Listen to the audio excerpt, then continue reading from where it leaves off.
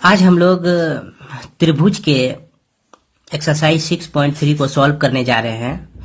तो इसे सॉल्व करने से पहले कुछ तथ्य हम लोग को जानना आवश्यक है, तभी हम इसको सॉल्व कर सकते हैं। जैसा कि आप लोगों को इसके सारे थ्योरम को बता दिया गया है, लेकिन फिर भी इस चैप्टर को सॉल्व करने से पहले मैं उस थ्योरम की चर्चा पुनः करना चाहता हूं, जिससे आपका कोई डाउट ना रहे, आपको कोई डाउट ना रहे। तो सबसे पहले हम लोग कसौटी पे नजर डालें, क्राइटेरिया पे नजर डालें, सिमिलरिटी के क्राइटेरिया पर। इसमें हम लोग अभी तक ए समरूपता सिमिलरिटी को पढ़ चुके हैं। इस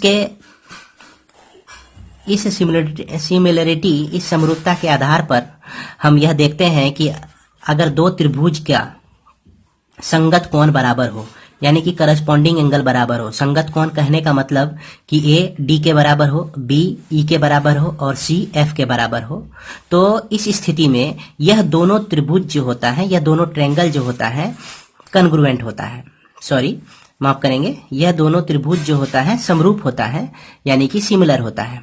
फिर दूसरा क्राइटेरिया हम लोग यह पढ़े, SAS क्राइटेरिया को पढ़े हैं, जिसको SAS समरूपता भी कहा जाता है। इसमें हम लोग दो ट्रायंगल को इस तरह से पढ़े कि इसके कोई एक कोण आपस में बराबर हो, उसके बाद इस एंगल को इंक्लूड करने वाला, इस कोण को इंक्लूड करने वाला साइड भी प्रोपोर्शनल हो, यानी समान अनुपात में हो। तो इस कंडीशन में भी ये दोनों त्रिभुज समरूप होते हैं। जैसा कि हम यहाँ कह सकते हैं, इस फिगर में देख सकते हैं कि एंगल ए एंगल डी के बराबर है, और इसमें एक साइड ए बी, दूसरे ट्रायंगल का एक साइड डी ई का रेशियो, उसके बाद पहले ट्रायंगल का एक साइड ए सी, दूसरे ट्रायंगल का दूसरा साइड डी एफ के रेशियो के बराबर होता है। तो इस स्थिति में दोनों त्रिभुज, दोनों ट्रायंगल समरूप होते हैं, सिमिलर होते हैं। इसके बाद हम लोग तीसरा सिमिलरिटी को पढ़े हुए हैं, क्या, SASS समरूपता की कसौटी, SS सिमिलरिटी क्राइटेरियन। तो इस क्राइटेरियन में हम क्या देखते हैं कि दो ट्रायंगल होता है, दोनों ट्रायंगल के भुजाएं यानी साइड्स का रेशियो, करस्पॉन्डिंग साइड का रेशियो अगर सेम हो, जैसे करस्पॉन्डिंग कहने का मतलब हो गया कि ए बी का करस्पॉन्डिंग डी ई, इसलिए हम A B by D E लिखेंगे। बी सी का करस्पॉन्डिंग ई एफ, तो इसको हम B C by E F लिखेंगे, और इसी तरह से A C by D F. ये तीनों साइड्स का रेशियो अगर सेम हो, तो इस स्थिति में भी ट्रायंगल जो होते हैं वह समरूप होते हैं, यानी सिमिलर होते हैं। तो इसी के आधार पर हम लोग 6.3 एक्सरसाइज को सॉल्व करने के लिए जा रहे हैं। इसे ध्यान से देखें और समझने की कोशिश करें। सबसे पहला क्वेश्चन जो आप स्क्रीन पर देख पा रहे हैं कि इसमें हम देख रहे हैं कि एंगल ए एंगल पी के बराबर है, तो इसको लिखेंगे एंगल ए जो है एंगल पी के बराबर है। उसके बाद दूसरा जो हम देख रहे हैं एंगल बी एंगल क्यू के बराबर है, एंगल बी जो है एंगल क्यू के बराबर है। और एंगल सी जो है यहाँ पर पहले ट्रायंगल का एंगल सी जो कि 40 डिग्री है, जिसका वैल्यू एंगल आर से मिलता है, वह भी जो कि 40 डिग्री है। तो इस तरह से हम क्या देख रहे हैं कि तीनों एंगल्स जो हैं, ये तीनों एंगल आपस में बराबर हैं, इक्वल हैं। तो निश्चित रूप से हम क्राइटेरिया पढ़े हुए हैं ए सिमिलरिटी। तो ए सिमिलरिटी में क्या कहता है कि अगर तीनों एंगल बराबर हो जाए दो ट्रायंगल का, तो उस स्थिति में वो दोनों ट्रायंगल समरूप होते हैं, यानी कि सिमिलर होते हैं। इसलिए हम यहाँ पे लिख सकते हैं कि triangle ABC similar to triangle PQR लिख सकते हैं। और हाँ, इस बात का ध्यान रखना है कि आप ABC को QRP नहीं लिख सकते हैं, क्योंकि A का करस्पॉन्डिंग P है, A यहाँ पहले है तो P भी यहाँ पहले होगा। B का करस्पॉन्डिंग Q है तो B सेकेंड पोजीशन पे है यहाँ पे, तो इसको भी सेकेंड पोजीशन पे रखेंगे। C यहाँ लास्ट पोजीशन पे है, और यहाँ R को भी लास्ट पोजीशन पे रखेंगे, क्योंकि C और R दोनों इक्वल हैं, जो कि 40 डिग्री के बराबर है।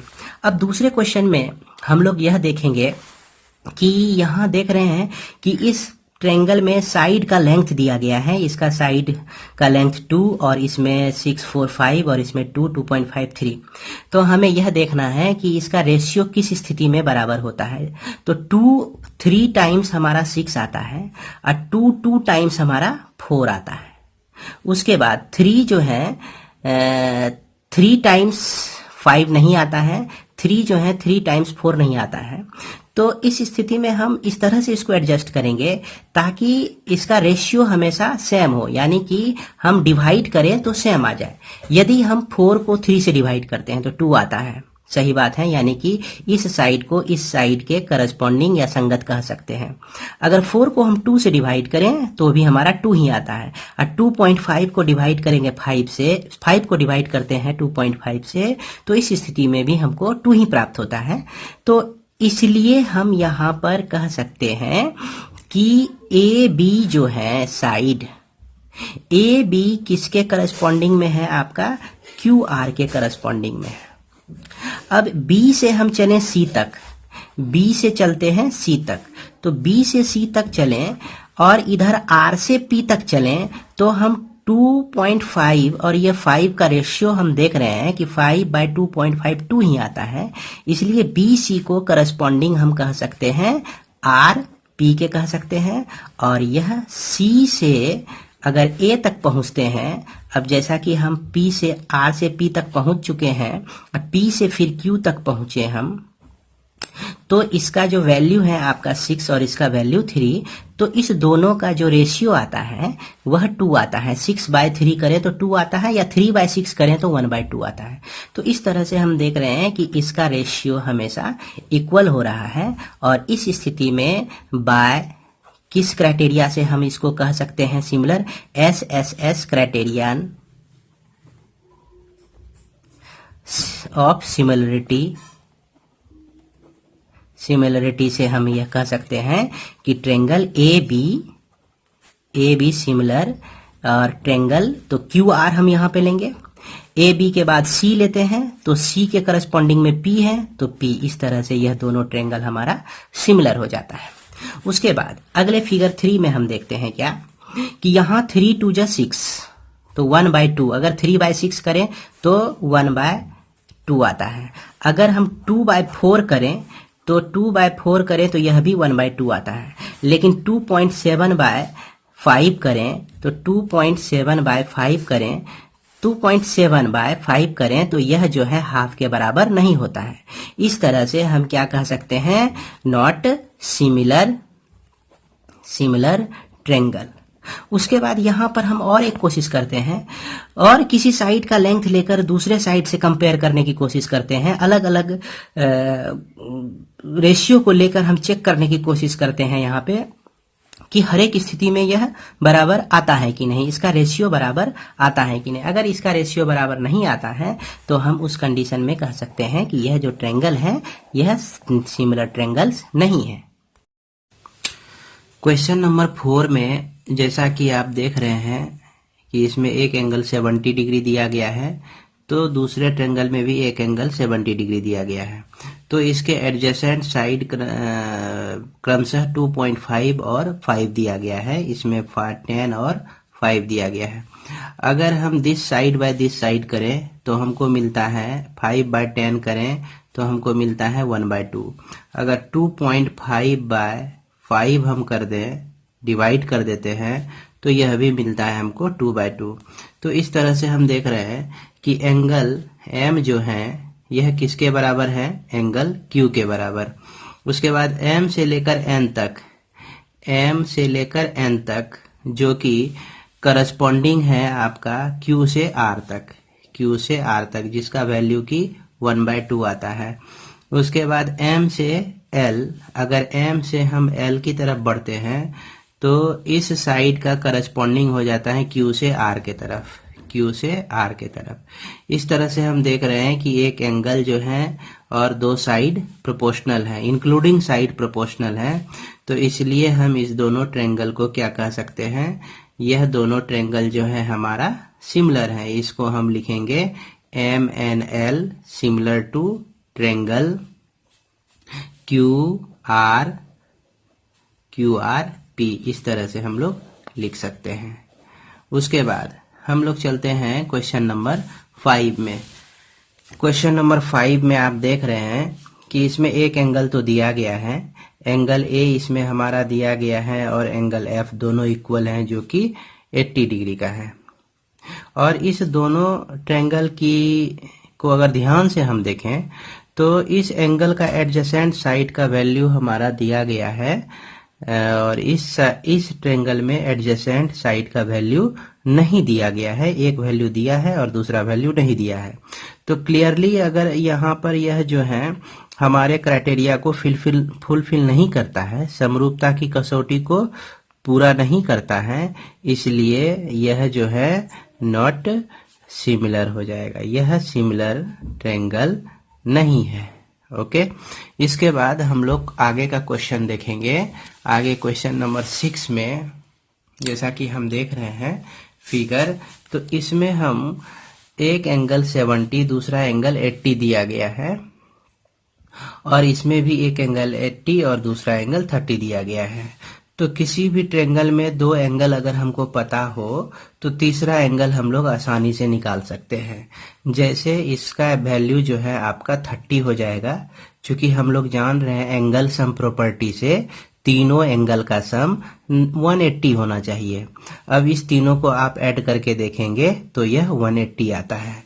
ठीक यहाँ पर भी अगर इसका वैल्यू 70 हम रख दें तो 70 प्लस 30 100, 100 प्लस 80 तो 180, इस तीनों एंगल का सम 180 आ जाता है। तो ट्रायंगल हमारा सारा एंगल ट्रायंगल का पता चल जाता है। तो हम यहाँ देख रहे हैं कि यह जो D है, पॉइंट वर्टेक्स D यानी शीर्ष D जो है P के संगत में है, करस्पॉन्डिंग में है।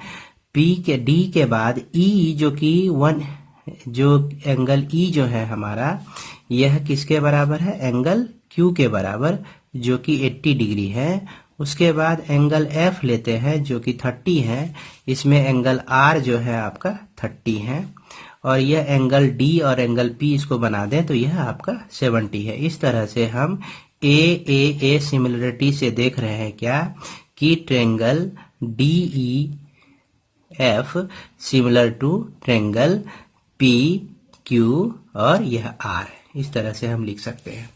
अब आते हैं हम लोग क्वेश्चन नंबर 2 में आते हैं। तो 2 में जैसा कि फिगर आप देख रहे हैं, इसमें कहा गया है कि ODC ये ऊपर का ट्रायंगल और OBC दोनों ट्रायंगल जो है सिमिलर है। ऑलरेडी सिमिलर हमारा दिया गया है। इसमें यह एंगल जो है 125 है और यह एंगल 70 है। इसमें हमको ये सारे एंगल्स का वैल्यू निकालना है। अब इस एंगल को जरा सा ढूंढे हम लोग। फिगर में DOC है, तो DOC हमारा ये एंगल हो गया। इसको हम A मान लेते हैं, जिसको हम माने हुए हैं A। DCO ये एंगल हमारा जो कि हो गया, इसको हम लोग B मान लेते हैं। उसके बाद OAB इस एंगल को हम लोग C मान लेते हैं। अब यहाँ पर हमको A का वैल्यू निकालना है। तो A के लिए हम लोग जान रहे हैं लीनियर पेयर, A और 125 जो है लीनियर पेयर ऑफ एंगल्स हैं। तो हम यहाँ लिख सकते हैं कि we have A plus 125 equal to 180 degree by linear pair. इसको हिंदी में हम लोग रैखिक युग्म कहेंगे। और A का वैल्यू निकालने के लिए 180 माइनस 125 इक्वल टू, इसको जब माइनस करते हैं तो यह आपका 55 डिग्री आता है। उसके बाद अगर हमें यह A पता हो गया, A का वैल्यू, तो अब हम निकालते हैं इस C का वैल्यू। एंगल सम प्रॉपर्टी से इससे हम क्या लिख सकते हैं, यानी कि कोनों के तीनों एंगल का योग 180 डिग्री होता है। तो ये आपका दिया गया है 70। अब प्लस A का वैल्यू आप अभी तुरंत निकाले हैं 55। अब प्लस इस वैल्यू को हम B माने हुए हैं, प्लस B, तीनों मिलकर 180 के बराबर होगा। तो इसलिए B इक्वल टू हम लिख सकते हैं 180 माइनस 70 प्लस 50, तो यह 125 आता है, जिसको माइनस करने से यह वैल्यू हमारा हो जाता है 55। इस तरह से हम देख रहे हैं कि ये बी, यह जो एंगल बी है इसका भी वैल्यू 55 हो जाता है। और यह एंगल बी और एंगल सी दोनों किस तरह का एंगल है आपका, ये आपका संगत कोण है, जिसको हम लोग करस्पॉन्डिंग एंगल भी कहते हैं। तो निश्चित रूप से एंगल बी जो है एंगल सी के बराबर है, इसलिए एंगल सी का जो वैल्यू है, बी का वैल्यू हमारा 55 निकला हुआ है, तो यह 55 डिग्री हो जाता है, यह 55 डिग्री हो जाता है। उसके बाद यह क्वेश्चन नंबर 3 में क्या दिया गया है, ए बी सी डी एक ट्रेपेजियम दिया गया है। इसमें हमको क्या करना, दिखाना क्या है, O A by O C equal to O B by O D, ये हमको दिखाना है। तो इस रिलेशन को हमको शो करने के लिए हम लोग क्या करते हैं, इसमें हम मान लेते हैं कि ट्रेंगल ए ओ डी को और हम ट्रेंगल लेते हैं सी ओ बी को, दोनों ट्रेंगल को लिए। अब इस दोनों ट्रेंगल में निश्चित रूप से यहाँ जो एंगल बन रहा है इस एंगल के बराबर है। तो इस दोनों एंगल को हम किस तरह का एंगल कहते हैं, इस दोनों एंगल को हम लोग संगत कोण या करस्पॉन्डिंग एंगल कहते हैं। तो इसको एंगल ए डी ओ को हम लिख सकते हैं एंगल CBO, एंगल CBO लिख सकते हैं। कैसा एंगल है ये आपका, यह जो है संगत कोण है और इसको हम लोग करस्पॉन्डिंग एंगल भी कहते हैं। उसके बाद यह जो एंगल है आपका O, इधर इसके लिए जो एंगल O वर्टेक्स पे जो बनता है, ये दोनों वर्टिकली अपोजिट एंगल हैं। इसका मतलब हो गया कि BOC, angle BOC equal to DOA, angle DOA। तो यह जो एंगल है वर्टिकली अपोजिट एंगल, जिसको हम लोग हिंदी में शीर्षाभिमुख कोण कहते हैं। तो निश्चित रूप से दो एंगल जब इक्वल हुआ गया तो हम लिख सकते हैं बाय ए समरूपता यानी कि सिमिलरिटी से हम इसको क्या कह सकते हैं कि ट्रेंगल AOD जो है सिमिलर टू ट्रेंगल COB हो जाता है। जब ये दोनों ट्रेंगल आपका सिमिलर हो गया तो सिमिलर का क्या प्रॉपर्टी है कि सारे एंगल्स इक्वल होंगे और इसके साइड जो होंगे वो सेम रेशियो में होते हैं।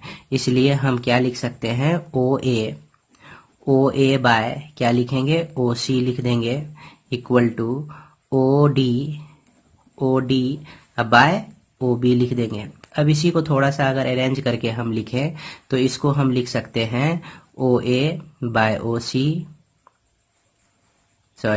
माफ करेंगे, OA बाय OC और उसके बाद OD बाय OB लिख सकते हैं इसको हम लोग। तो इस तरह से हम यहाँ पे प्रूव कर सकते हैं OA by OC equal to OD by OB। यहाँ पर क्षमा करेंगे, यह जो है आपका होगा OD बाय OB हो जाएगा ये, और हमको प्रूफ भी यही करना है, OA by OC OD by OB proof करना है। इस तरह से हम रिजल्ट तक पहुंच जाते हैं। इसको सुधार लें और यही सही होगा। इसके बाद हम लोग क्वेश्चन नंबर 4 पे जाते हैं। 4 क्वेश्चन को देखते हैं। 4 क्वेश्चन में कहा गया है क्या कि इसमें आपका ये कंस्ट्रक्शन दिया गया है। इस कंस्ट्रक्शन में QR बाय QS और QT बाय PR, तो ये QR by QS QT by QPR दिया गया है और एंगल 1 इक्वल टू एंगल 2, ये दोनों इक्वल दिया गया है। तो आपको प्रूव करना है क्या, PQS, ये देख रहे हैं PQS, ये ट्रेंगल हो गया। उसके बाद TQR दोनों ट्रेंगल जो है आपका सिमिलर हैं। ये ट्रेंगल और ये ट्रेंगल दोनों सिमिलर हैं। तो इसको प्रूफ करने के लिए हम क्या करते हैं कि जैसा कि एंगल 1 इक्वल टू एंगल 2 दिया गया है, एंगल 1 इक्वल टू एंगल 2, तो हम लोग जान रहे हैं कि sides opposite to equal angles are equal. तो ये एंगल 1 और ये 2 बराबर है। 1 का अपोजिट PR है, 1 का opposite PR equal to 2 angle 2 का अपोजिट PQ, ये दोनों जो है आपका बराबर हो जाएगा। तो जब ये दोनों बराबर हो गया तो हम फिर रिजल्ट को लेते हैं, चूंकि Q R by Q S equal to Q T ये दिया गया है, और यह इक्वेशन आपका 2 ले लें और इस इक्वेशन को 1 ले लें, तो पी आर के जगह पे हम पी क्यू को रिप्लेस कर सकते हैं, तो यह आपका हो जाता है पी क्यू हो जाता है। और इसके साथ जो है एंगल 1 इक्वल टू एंगल 1, यह दोनों जो एंगल जो है कॉमन है। किसके लिए कॉमन है, अब इसके बारे में हम लोग सोचते हैं। यह पी क्यू एस ये ट्रेंगल जो बन रहा है इसमें भी 1 एंगल आता है, और टी क्यू आर यह जो ट्रेंगल बन रहा है इसमें भी यह एंगल आता है। तो इस तरह से हम यहाँ पर क्या कह सकते हैं। और एक चीज देखिए कि यह जो एंगल को इंक्लूड कर रहा है यह ट्रेंगल, इसके साइड्स जो है प्रोपोर्शनल है, Q R by Q S, उसके बाद Q T by Q P, मतलब कि ये छोटा वाला ट्रेंगल और यह बड़ा वाला ट्रेंगल, तो इसका साइड भी प्रोपोर्शनल है और इसके साइड प्रोपोर्शनल है, दोनों का वैल्यू सेम है। तो इसलिए हम क्या कह सकते हैं कि triangle P Q S similar to triangle T Q R by S A S similarity यानी कि एस ए एस समरूपता से ये दोनों ट्रेंगल जो हैं समरूप हो जाएंगे। इसके बाद हम लोग चलते हैं क्वेश्चन नंबर 5 में। तो क्वेश्चन नंबर 5 में जैसा कि angle P equal to R T S दिया गया है, इसमें कहा गया कि पी क्यू आर जो है आपका एक ट्रेंगल है और इसमें S जो है पी आर साइड पे है और T जो है आपका क्यू आर साइड में है। तो इस तरह से है कि यह जो एंगल है आपका, यह एंगल, ये दोनों एंगल जो है इक्वल है। देख सकते हैं यहाँ P जो है जिसको हमने B माना है, और यह जो RTS है जिसको हमने A माना है, यह दोनों एंगल जो है आपका इक्वल दिया गया है। तो हमको यहाँ पे प्रूव क्या करना है, PRPQ, ये RPQ, ये जो ट्रेंगल बन रहा है RTS यहाँ जो ट्रेंगल बन रहा है दोनों सिमिलर है। तो सिमिलर होने के लिए हम क्या देखते हैं, यह दोनों ट्रेंगल इस एंगल को इंक्लूड किए हुए हैं, यानी कि angle R equal to angle R, किस ट्रेंगल में, इन triangle RPQ and triangle RTS, इस दोनों ट्रेंगल में R जो है कॉमन है, जिसको हम लोग हिंदी में उभयनिष्ठ भी कहते हैं। उसके बाद एक एंगल R के बाद T पर का एंगल, तो angle A equal to angle B दिया गया है, यानी कि angle ARTS equal to angle P दिया गया है, इस तरह से बड़े वाले ट्रेंगल का। इसलिए हम यहाँ लिख सकते हैं कि triangle RPQ similar to triangle RTS by AA similarity, यानी कि AA समरूपता से यह दोनों जो ट्रेंगल हो जाएगा आपका सिमिलर हो जाएगा।